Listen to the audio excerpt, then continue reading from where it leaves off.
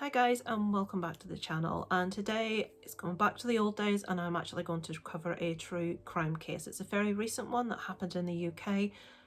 If you're new here, if you're just here due to the subject matter, I did used to cover true crime on my channel. It's something I actually stopped covering and concentrated more on light-hearted subjects like movies, but now and again when a case appears that just completely envelops you in curiosity and there's so many questions, I just felt compelled to have to share this one with any of you that are not aware of it at the moment.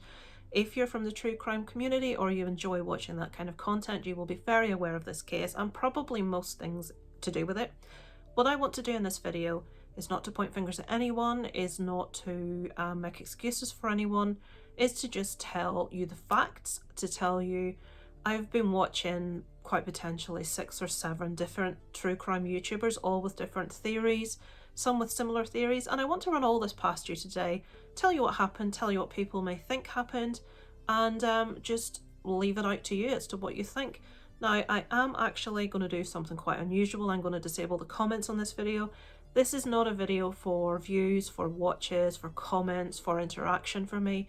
This is just something I wanted to cover from a purely interest viewpoint myself, something that I feel the one finger I will point is that the police service royally screwed up this investigation from start to finish. If you're not aware of the case, strap in and get ready to hear the case of Nicola Bulley. Okay, so Nicola Bulley was a 45-year-old woman. She was living in a place called St Michael's on Wyre with her partner Paul Ansell. They've been together about 12 years and they had 2 children together, a 6 and a 9-year-old. Now, what actually happened was on the 27th of January, and Nicola, as usual, I have an actual timeline written down here which I will refer to. Nicola left the home as usual in the morning to take the children to school. The timeline of events is very important, but the timeline of events did actually change, which is one of the big questions a lot of people have. So one thing that we can agree on is, according to the CCTV footage, which I will insert for you, so Nicola starts off this day leaving the home at 26 minutes past 8 to take her 2 children to school. This was very usual. Paul got the children in the car. Nicola got the dog Willow in the back of the car, as she usually took the dog for a walk locally after she dropped the kids to school. She dropped the kids to school, and it is said in the media that she spoke with a friend, someone she knew outside of school. That person has never been identified. Her best friend Emma, who will become a name that you hear regularly in this story, her best friend Emma did say she saw her at school that morning, but they were both dropping their kids off, busy mums. She just waved out the window just to acknowledge that they saw one another.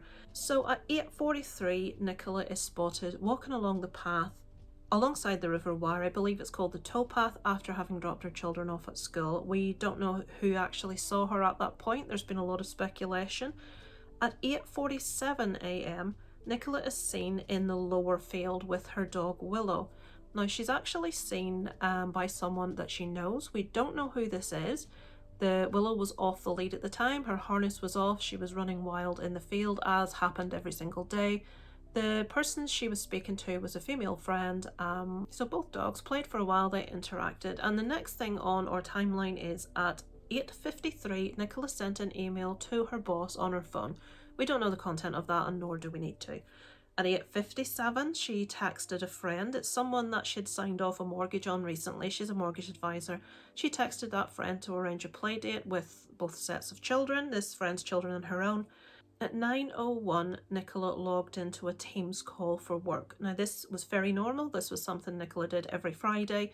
And when logging into that Teams call, if it's something you do yourself regularly, for meetings, a lot of you will know that when you do that, everyone mutes the mic other than the person that's talking, the person that's giving the presentation, and usually most people put off their cameras also. So Nicola's mic was muted, her camera was off, and she was supposedly seen walking in the field with her phone out in front of her on loudspeaker. This wasn't unusual, it was something she did every Friday. So that call was actually left logged in until the meeting ended at 9:30, and it was never logged out, it was kept logged in. We will get to that point. Next to her timeline, she was seen at 9:10 for the final time in the upper field. Initially, it was said that she was seen by a 70-year-old man walking. He was about 6 foot. he was walking a small white fluffy dog. Now, this man didn't come forward himself, but his wife did actually contact the media and say yes, he was in the area. He was alerted to Nicola because he heard Willow, Nicola's dog, bark, so he obviously looked around. Nicola was there with Willow, and there were also, he said there were 3 people in the field. Now, we don't know if he means Nicola and 2 others or Nicola and 3 others. To my knowledge, those other people have never been identified. But on watching another true crime YouTuber, now this one actually has contact with Paul Ansell, Nicola's partner, with her best friend Emma White, and with family members, other friends of Nicola's.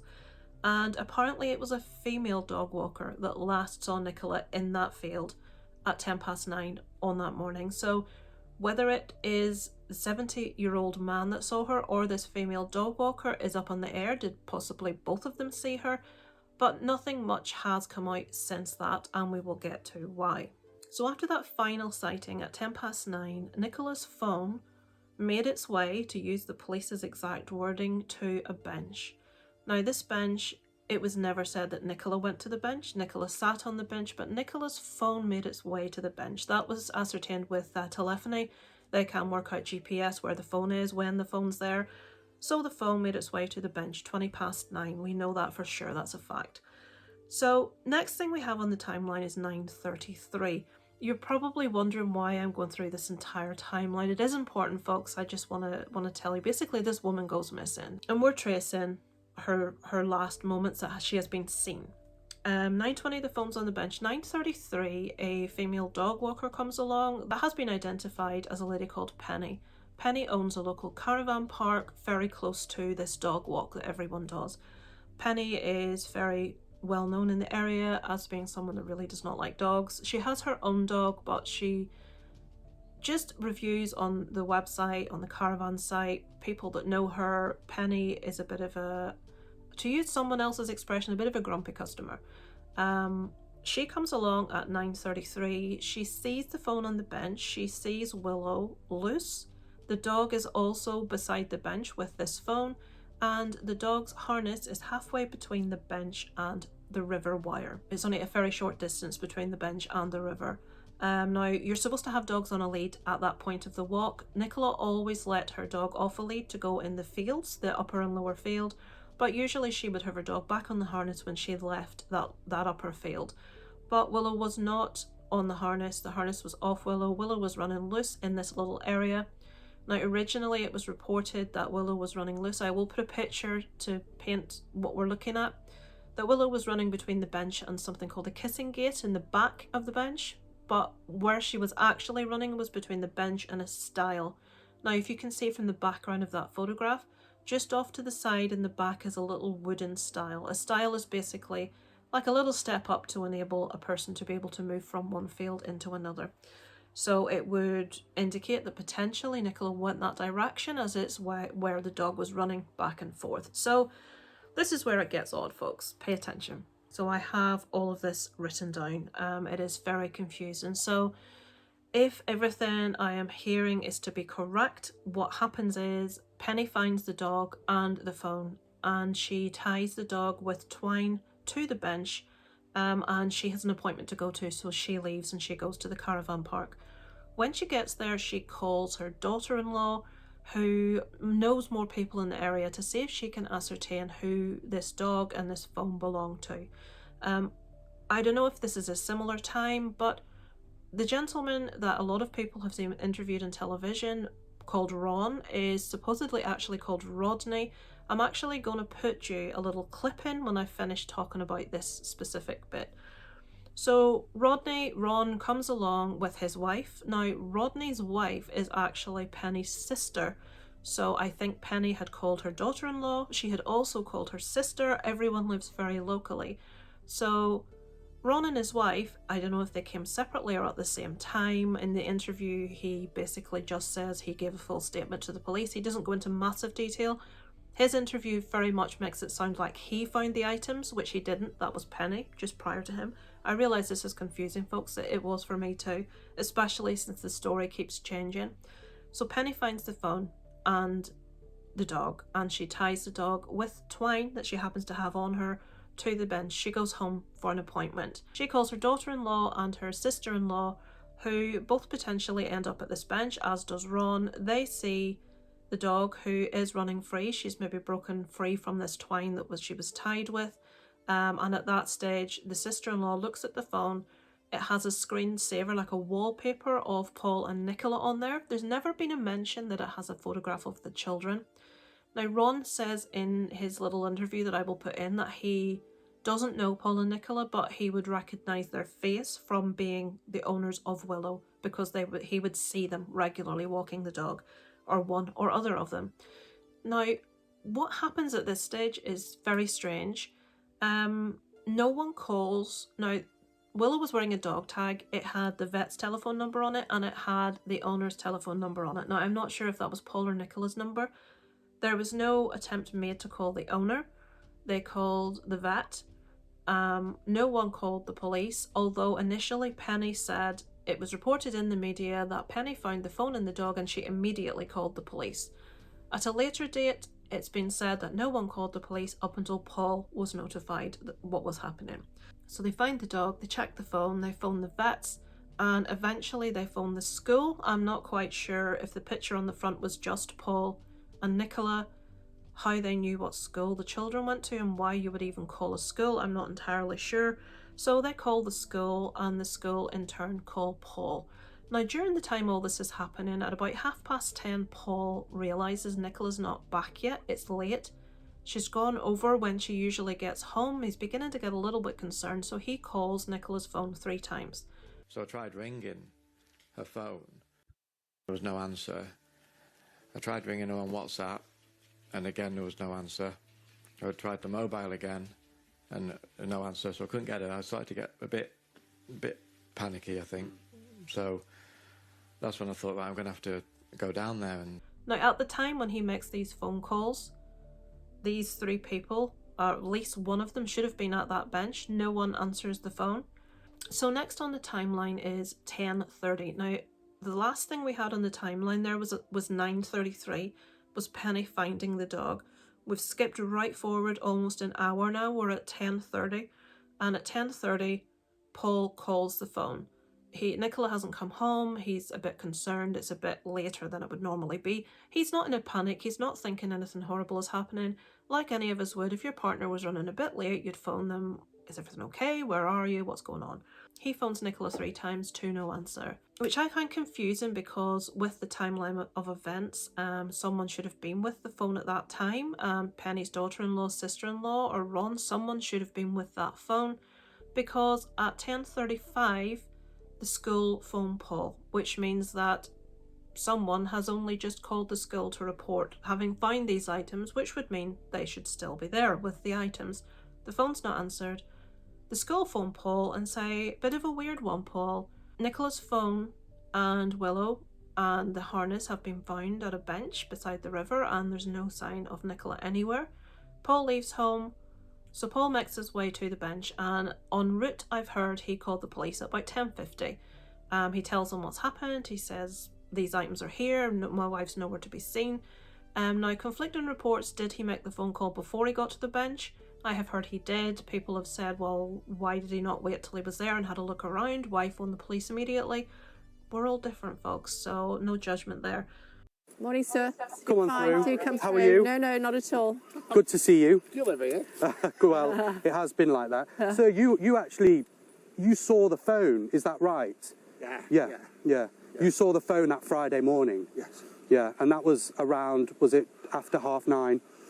I gave a full statement to the police with the exact time because my wife's telephone call had the time on it, so but I've given a full statement to the police. Was it just on the bench, or? Pardon? Was it just on the bench? The phone? Yeah. Yeah. How's the last 3 weeks been?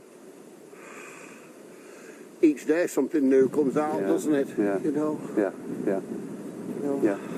But, and in terms of, when you saw phone, lead and Willow, who you knew who Nicola was. No, I didn't. Oh, you knew the Willow, that was it, wasn't it? You knew Willow. I knew I'd seen both both the owners of Willow walking this dog in the past, but whilst I knew them by face, like I know your face, I didn't know the name. Yeah. But I remember you actually telling me when you saw the phone, the lead and Willow, you were like, okay, I'm going to keep an eye on it because something doesn't feel right. I thought somebody had gone to the toilet in the... you know, that would have been my first. I got to about this red brick building here, and I thought this is not right. And then there was a conversation. But my wife was trying to ring me. I was trying to ring her. Penny had rung my wife. To say that she'd fastened the dog up that was. And Penny was the lady who actually spotted Willow initially and saw the phone, but didn't know what was going on with the phone. That's right. Yes. Yeah. And then after that, you know. What happened? Well, what were the next steps? Then it was just a progression of things happening. You know, we found out because of the wallpaper on the phone. We found out who the couple were. Then the school was contacted, and Paul arrived. Yeah. Well, look, we'll let you carry on with your walk. I know you do this every morning. Yes. Nicola did this almost every morning. At 11 o'clock, the police call Paul back, and they ask him to go home because they want to come out and interview him about, you know, Nicola's last movements. And at 11:01, Nicola is officially reported as a missing person, so news goes out to the media at this stage. At 11:25, the police arrive to Paul's house, and I have heard via the YouTuber, I will say it's Grizzly True Crime, she is in contact with the family, with friends of the family, and the police apparently came at that time to check the CCTV, which has been another point of debate because the police never released the CCTV in the search for Nicola, which is common practice. And at 12 o'clock, the police themselves arrived to the bench area. So 2.5 hours are just over since Nicola's kind of went missing. And at 2:30, police divers actually arrive in the area. Okay, so that's the timeline, folks. That's what happened. That's the last time Nicola was seen in that upper field at 9:10. Let me just show you this walk that Nicola took. So on the screen here, you can see at the bottom, you can see there St Michael and Wyres Church of England Primary School. So this is where Nicola dropped her kids off that morning. Now I'm assuming the car park's there. She parked her car. But what has been said is, so she's left the kids, and it said that every day she walks up this road, I believe it's called Blackpool Lane, and she comes in the side at a towpath. Blackpool Lane becomes Garstang Road, which is where they had been searching for the CCTV footage.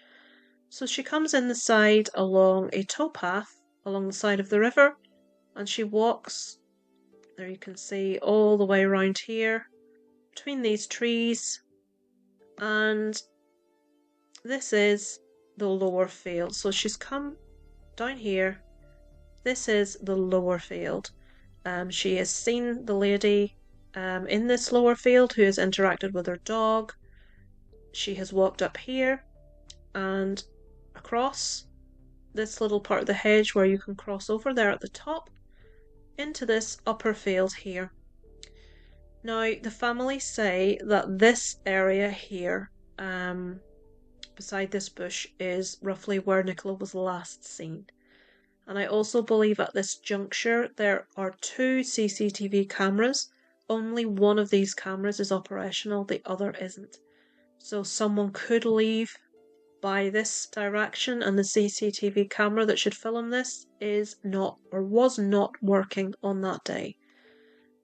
So Nicola's last seen here, and then the bench is in this area. So Nicola's phone was found on this bench, and somehow it had got from here to here. Was Nicola with it? We don't know. But that's kind of what we're looking at, and the river is obviously very close to that area. And the little stile that we spoke about is in this area. So did Nicola leave the bench, come over this area and walk up the side of the River Wyre to a deeper area? We honestly don't know, folks, but hopefully that gives you a bit of a better idea of the layout of the area. Now, the reason people are all kinds of confused in this whole situation is the story has changed multiple times. There has been complete and utter police ineptitude from the start of this investigation. As I say, I'm not here to point fingers at any potential culprits, but there were a lot of decisions made by the police which make absolutely no sense whatsoever. To get to what actually happened before we go through different facts and potential scenarios, Nicola was unfortunately 23 days after she went missing, her body was recovered from the River Wyre. The question is, did she enter the river herself of her own fruition? Did she have an accident and fall into the river, or is there foul play here? Now, right from the start, initially, the police report that actually went out was that Nicola was last seen on the towpath at 9:15, and that the dog and phone were found approximately an hour later, 10:15. Now, we know the dog and the phone were found just after 9:30, so that changed by 45 minutes. And we know that her last sighting was on the upper field at 9:10. So why we have her on the towpath at 9:15? So that all changed. About 9:15 a.m. She was last seen walking her small brown dog on the towpath of the River Wyre. The dog was found about an hour later, as was her mobile phone. So her family are very concerned, as are we. We've mounted a really intensive operation to try and find Nicola. Another thing that people found very hard, and was the first thing to my mind, nothing was cordoned off around that bench. There were actually, and this is the reason I was a bit dubious about doing the video, which is the reason I've put the comments off. A lot of YouTubers, TikTokers were in the area filming scenes, being really inappropriate, doing things they really shouldn't have been, getting in the way generally. But that whole bench area was not cordoned off. Everyone and their dog was walking over this potential crime scene. This was not treated as a crime scene by the police whatsoever. They very clearly put out a statement, and I will insert the statement, that there was no foul play, there was no third party no third party involved, no suspicious circumstances, and she basically had had an accident. The inquiry team has undertaken a number, as I said, of dashcam, CCTV and ring doorbell footages. This has allowed us to eliminate any trace so far of Nicola having left the riverside, which is really important.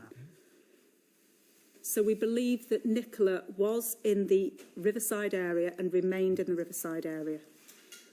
We remain open to any inquiries that might lead us to question that, but at this time, we understand that she was by the river. Our main working hypothesis, therefore, is that Nicola has sadly fallen into the river, that there is no third party or criminal involvement, and that this is not suspicious, but a tragic case of a missing person.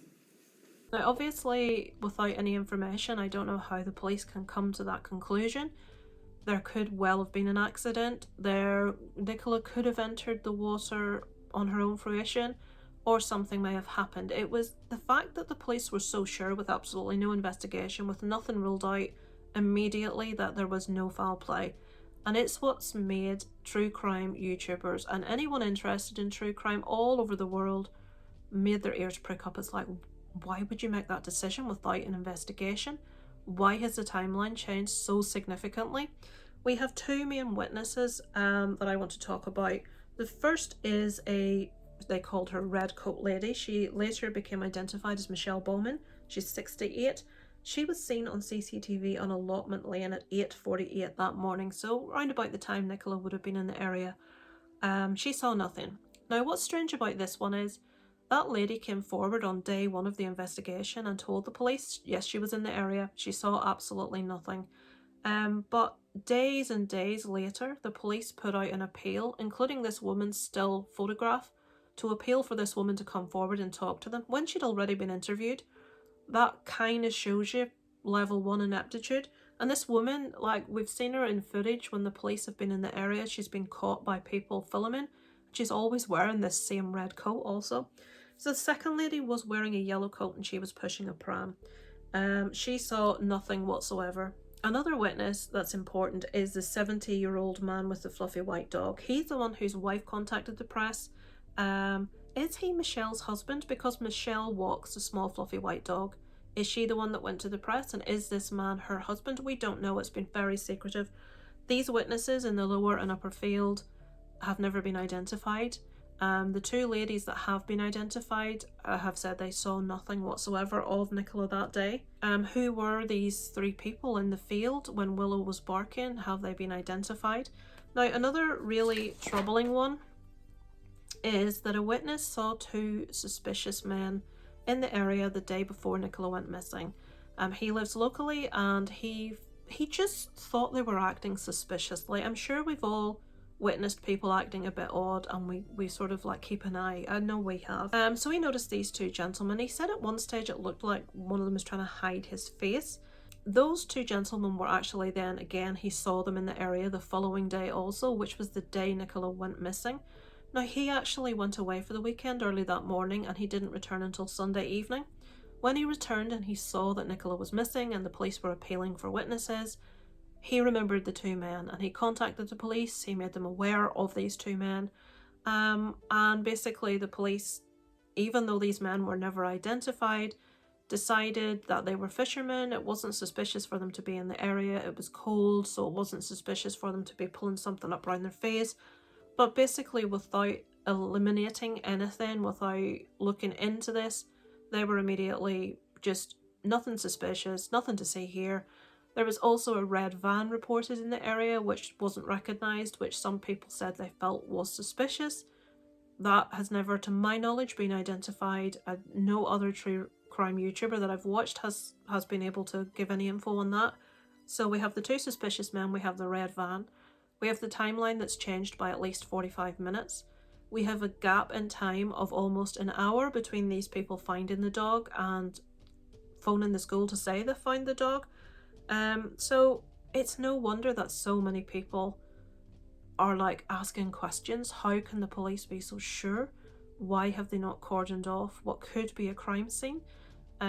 Even skipping forward massively, even when Nicola's body was unfortunately recovered, nothing in the area was cordoned off. Absolutely nothing. Should you have cordoned off the bench and got forensics in so that you could be more certain that you can rule out things like foul play and be absolutely certain rather than just saying that, you know, it's a main hypothesis? Yeah, I understand why you would ask that. But at the end of the day, it was treated as a high-risk missing from home immediately. And the officers that dealt with it in those days had the land searched immediately, which included the area around the bench. The red van has been reported that it was in the area on the morning of the 27th, like many other hundreds of cars that morning.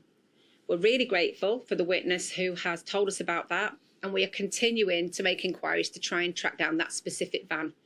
But from my perspective, being in possession of all the facts and information of this case, I do not believe that to be suspicious, but we are continuing to investigate that so that we can identify whoever was in the area that time to make sure that they can't give us any further information that will assist the investigation. There's also been mention of a number of fishermen that have been seen that morning who again were described as suspicious. I myself don't find it suspicious that fishermen would be in the area of a river that morning or carrying fishing rods. But there was some suggestion that one of these males might have been looking to cover his face. We have made numerous appeals for these fishermen to come forward. We have made contact with the local angling clubs, and we have also ascertained the time of the witness passing down that road and checked the CCTV at the Grapes pub, which covers that end of Garstang Road, and we can't see any of those fishermen at that time on that day. But we are continuing to try and trace these people. Again, I would urge that they are not necessarily suspicious to me, but I'm really keen to trace them to make sure that there's no further information that they can give us that will assist. Let's get to next why it was so unusual for Nicola to be found in the river. So the day after Nicola went missing was the 28th of January, and the police launched a massive search. There were helicopters, there were drones, there were police water teams, dive teams, underwater dive teams. On the 29th, a massive volunteer search was underway. There was people from the local area out with posters, you know, seeing if anyone that was driving past had seen anything. They were searching the area, they were trampling over everything. Nothing was cordoned off. But then an expert was called in by the name of Peter Faulding. So after all the police teams were searching, you know, dredging up and down the river, they were searching downriver, upriver. They even went as far as where this river joins the sea, which I believe is something like 14 kilometres. The bit where they think Nicola went in front of the bench is completely still water. But further down the river, there's a little bit of a weir where the river then becomes tidal on the other side of the weir. Now, the weir is not very deep. It would be almost impossible for a person's body to get over that without having been seen. But once it gets past the weir, there is a bit more of tidal water which could carry a body further out. So the person we want to move to next is called Peter Faulding. Now, to read, he is a world-leading confined space rescue and forensic search specialist. He has pioneered the use of side-scan sonar in forensic searches for missing persons underwater in the UK and is a world leader in underwater search techniques. So, Paul Faulding came forward. I believe the family had asked for his help. I had heard he volunteered his help, obviously free of charge. He came forward with his equipment, with his team, and alongside the police, they searched the river. This search went on for a long period of time. There were underwater sonar images taken, which would find anything like a body that was underwater. For this entire period of time of this search, not the police, not Peter Faulding and his team and his equipment, not any of the volunteers that were searching, no one, the drones, the helicopters, no one could find any trace of Nicola. It was a complete mystery, and the whole of the UK were just on tenterhooks. What's happened? Where is this woman? She's got 2 beautiful children. You know, some people were suspicious about her husband, Paul. All sorts have been said about Paul. I'm not going to add anything to that. People had issue with the fact he had a bruise on his cheek, which I will put an image in for you. He did an interview to talk about Nicola's last movements, how the kind of person Nicola was. People basically went through and we talked about body language and words that he used. And on one side, there could be things that were said that could make you a little bit suspicious, and on the other hand, who hasn't had a slip of the tongue and said the wrong thing? So I'm not coming down on either side of that at all. I'm not here to do that. I'm just here to tell you the story. Emma White is Nicola's best friend. She has been very supportive of Paul through the whole scenario. A lot of people feel a bit too supportive. Nicola and Emma, a lot of people feel look very similar from behind. They're both very petite, slim, blonde ladies. And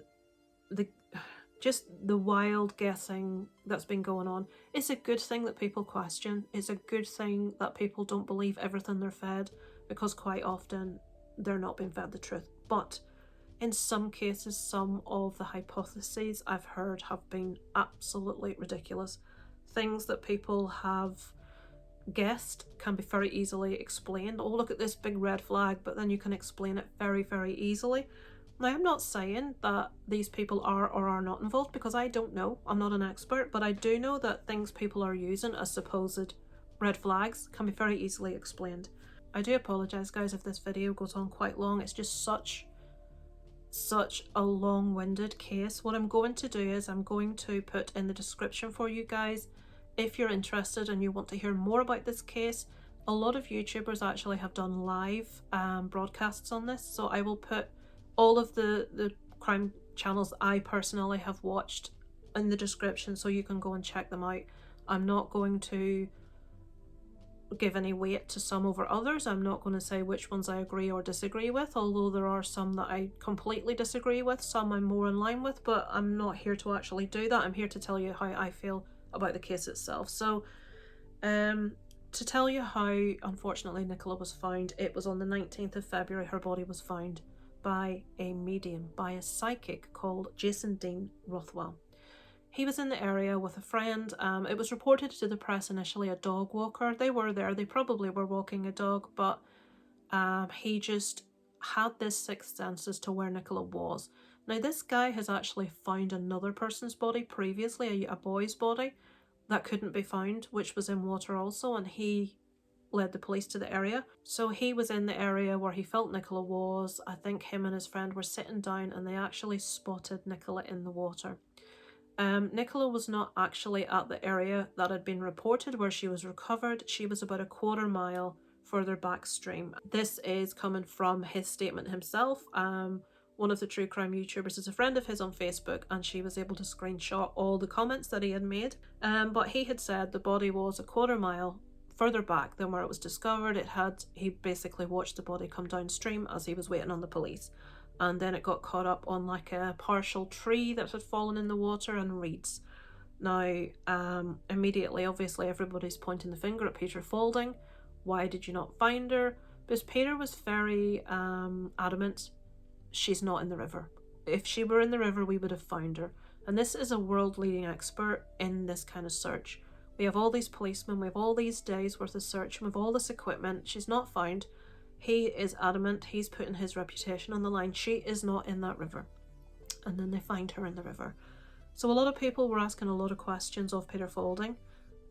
Personally, I think unfairly. I don't know if Nicola was in the river, we don't know if she was always in the river, we don't know if she's been put back in the river, no one knows.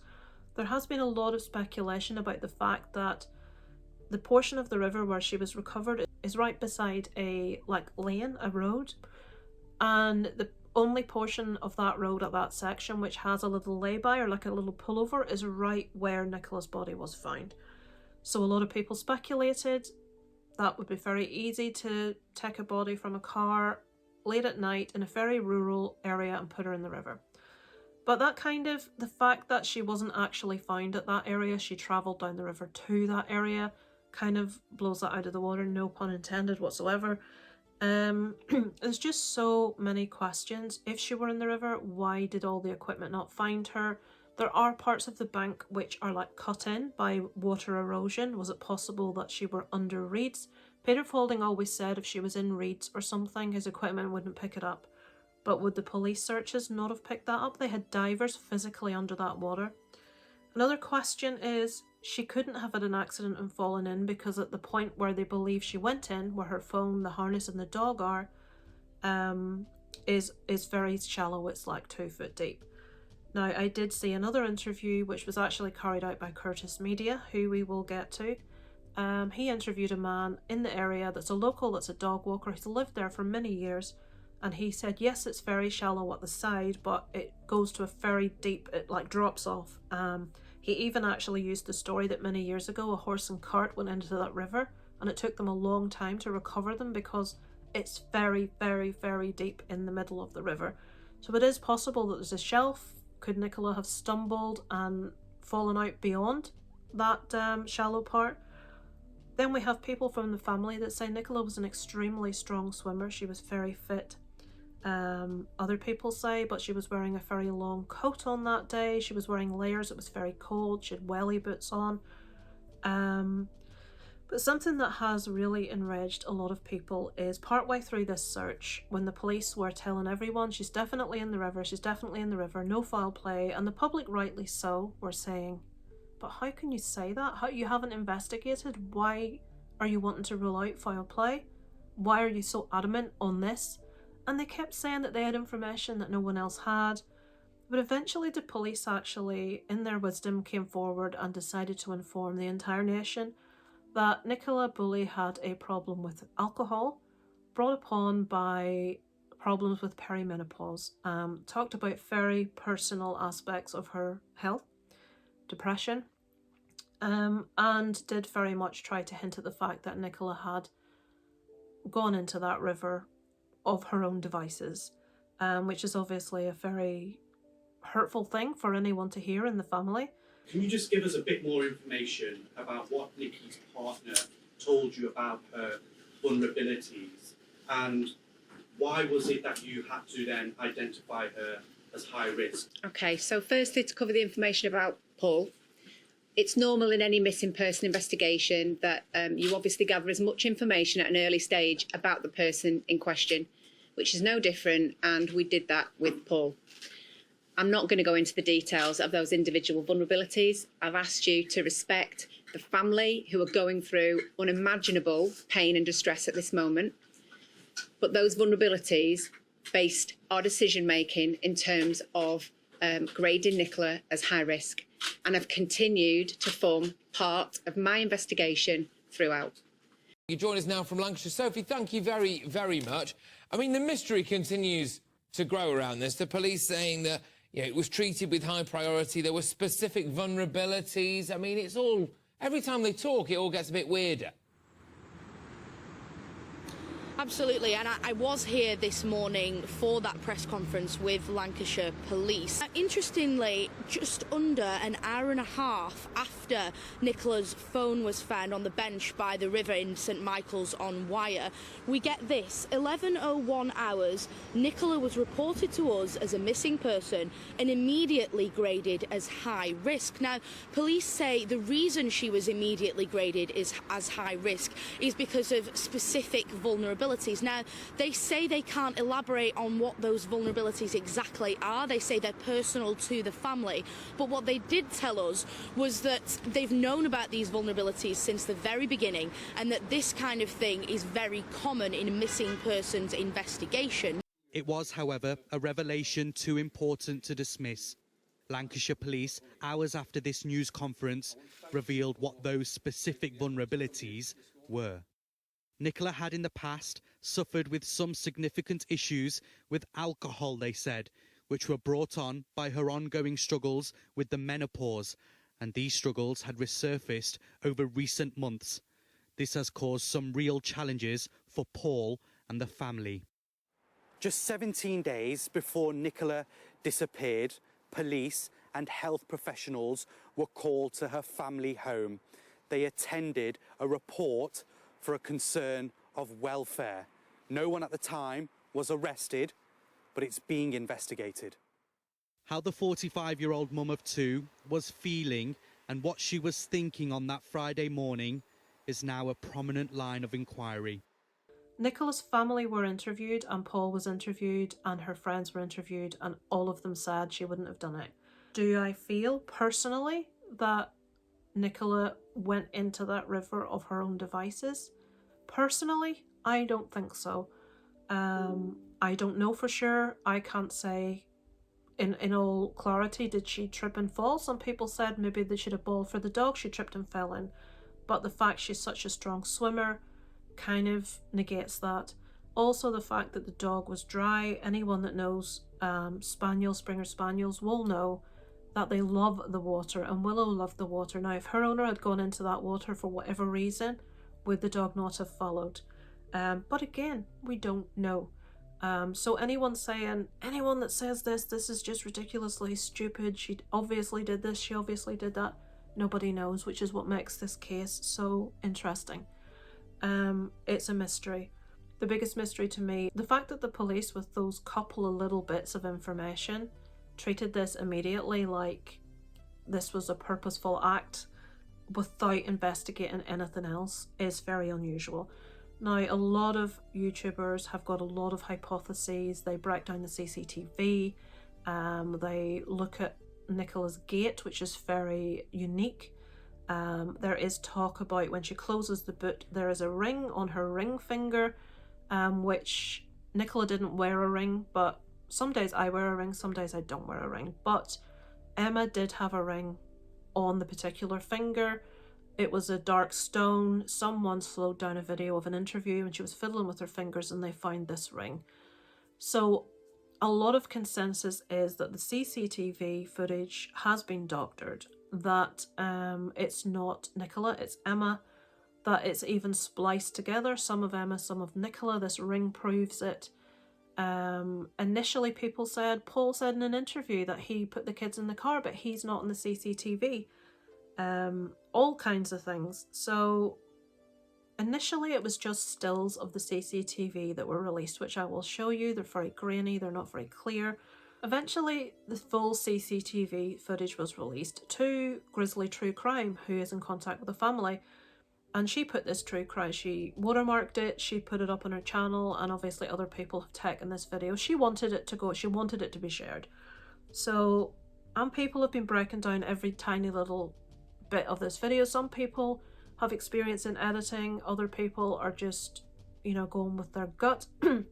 Personally, unless you 100% know something, you have to be very careful what you say. I've heard Emma and Paul being called murderers. Emma's a witch. Emma's basically evil personified. I'm willing to say all those things if we find out that Emma is involved in this. Until that point, I don't think it's helping anyone to say to be critical and horrible about close friends of this poor woman. So when the CCTV then went around and we could see Paul in the image as he said he was, people still weren't happy with that. People are arguing about frost. It was a really cold morning. There's no frost on the bins, there's no frost on the grass, but the temperature that morning was not below freezing. It was cold. I think it was about 2-3 degrees, but it wasn't of a level that you would at that time expect frost. It was bright. The sun had come out at that stage. Again, I'm not a forensic expert. As I said, so there was the ring, there was the CCTV. Paul wasn't in it then when the full thing was released. He was in it. It had the timestamp on. People previously said there's no timestamp, this could be any day. Timestamp was released and they said, oh well, they could have photoshopped that. Basically anything that could be said was said. People seem to want this to be something between Paul and Emma. There are some unusual circumstances. There are things that are a bit suspicious. That can happen in any case, so I'm not here to say anyone did anything. There is, now unfortunately on the footage that Grizzly True Crime released, there is a little frame skip which I will show you, which was pointed out by, I think his channel's called Super Chuffer. People are saying, why is there a frame jump? This is CCTV footage, it should be still. The only way this would happen is if the camera was moved or if someone had edited it. True. Now someone did edit it. Grizzly 2 Crime, apologies, I can't remember the girl's name. She went in and she edited the footage to blur out numbers on the dustbins and to cover the registration plates on the car, and she put a watermark in there of her channel so that everyone knows who the footage belongs to.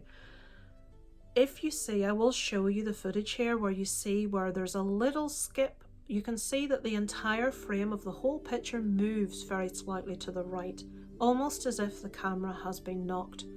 But if you watch the blurring on the car that Nicola is standing in front of, you will see at the exact same time as we have that jump, we have that blur box move to cover that number plate when she moves.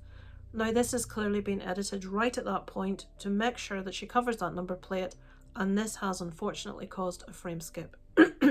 Well, she's been editing. She hasn't been quite careful enough to keep things as crystal clear as they should have been, and now people are saying there's a skip. Someone's taken parts out of the video, they're splicing it together. Another one is that in some of the footage where Nicola is seen sideways on, her nose has been photoshopped out. Personally, I think this one's ridiculous. The reason her nose has been photoshopped out is because her and Emma's nose were really different, and it would be obvious from the CCTV about their noses. So someone's gone into video footage, moving video footage, and has photoshopped out her nose. They haven't given her another nose, they've just taken her nose off. Now, is anyone that knows about not great quality CCTV footage, frame rate, things do pixelate, things do crop weird angles. We have CCTV at our home ourselves. Someone commented, this should be much better quality. Why is it such terrible quality?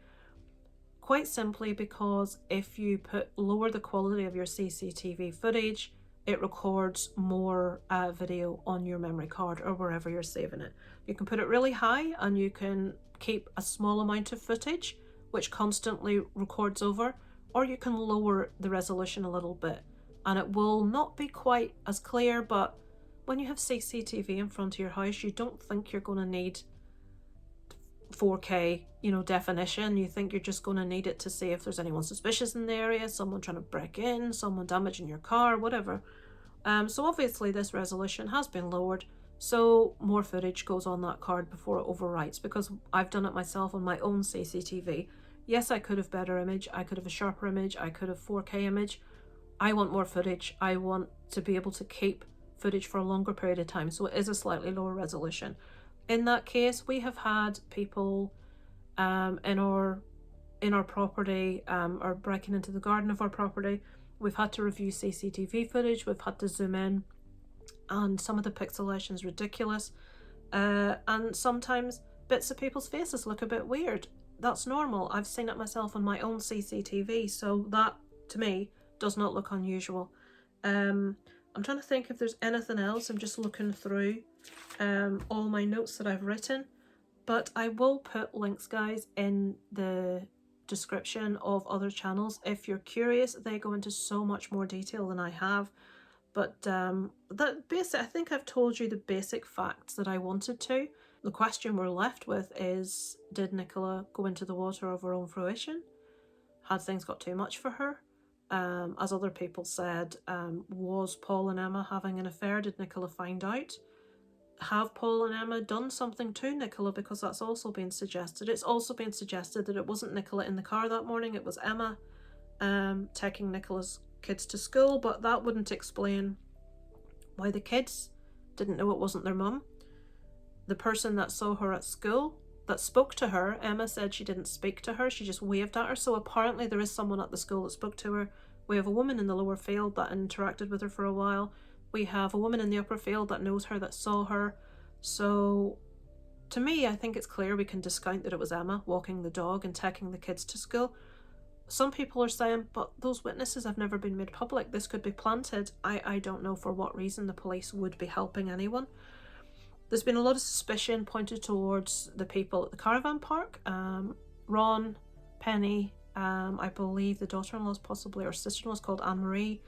There's been, people have even started looking into their family and relations and potential, you know, kind of people they are, which I think is a little bit invasive. If they're involved, they're involved. The police should be doing more to look into the situation. Another one that I forgot to mention was Curtis Media. Now, Curtis Media is a YouTuber that got right into the thick of things. He went down there with a camera. Now, unfortunately, he made a bad choice, and he admits himself he made a bad choice. He filmed the recovery of Nicola's body from the river. I actually did see that footage before it was removed from everywhere.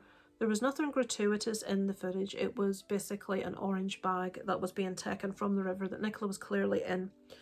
Now, he has been named the ghoul all over the world, basically, for doing this. He has admitted it. He shouldn't have done it. Channel 4 were there doing the same thing. He thought it was going to go up on mainstream TV. He thought he would sort of nip to the post, get this out, and he admits it was a bad judgment call. Now, but he has been in the area and he's talked to a lot of people. He even managed to get onto the caravan park and speak to a caravan owner, static caravan owner, who was a really interesting interview, who spoke a bit about Penny, about Penny's attitude, about the fact a person that a couple of caravans over, and you could see a vacant lot, had sold up and moved on because Penny had such a problem with their dog, which they'd had for years. They've said, you're going to have to get rid of the dog.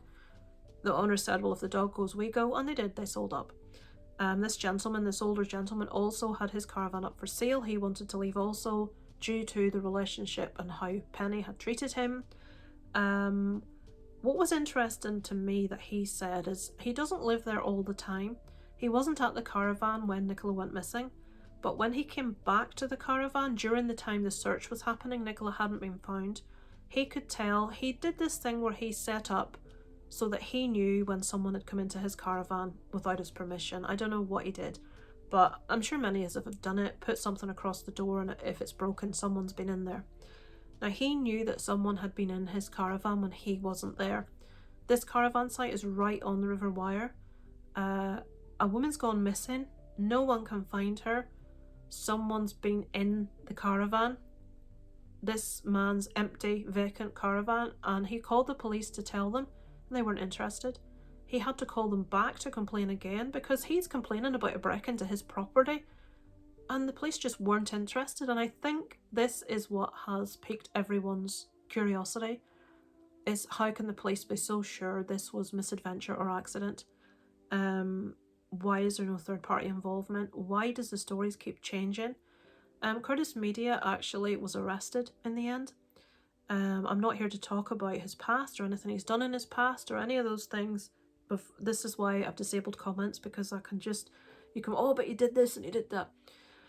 He was arrested for basically being in the area and annoying people. He was there, he was videoing stuff, and I think they arrested him on the day of Nicola's funeral. I don't think he was in the area. He was arrested at his grandparents' house And he does a video where he actually explains what happened, which is quite shocking. If you want to go watch that, I will link his channel in the description.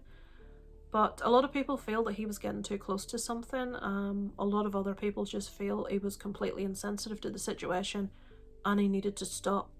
Two different viewpoints again. But this case, guys, is mind-boggling. I don't understand how Nicola was in that water for 23 days and not found.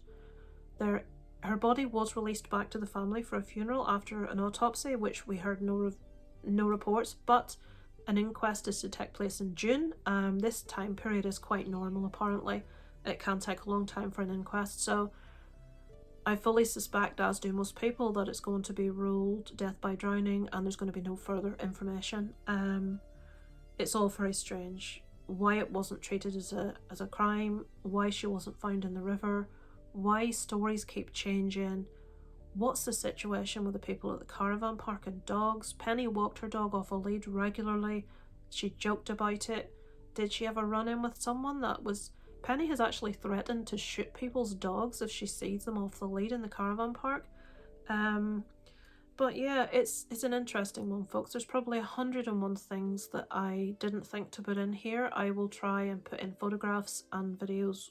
So I think that'll do me for today, folks. I hope you think it's as intriguing and as interesting as I do. Apologies obviously for not leaving the comments open, but I just didn't want to start a lot of conjecture and arguments and toxicity. It's one of the reasons I stopped doing true crime videos previously, but this case is just completely encapsulated my brain, and I did really want to share it with you.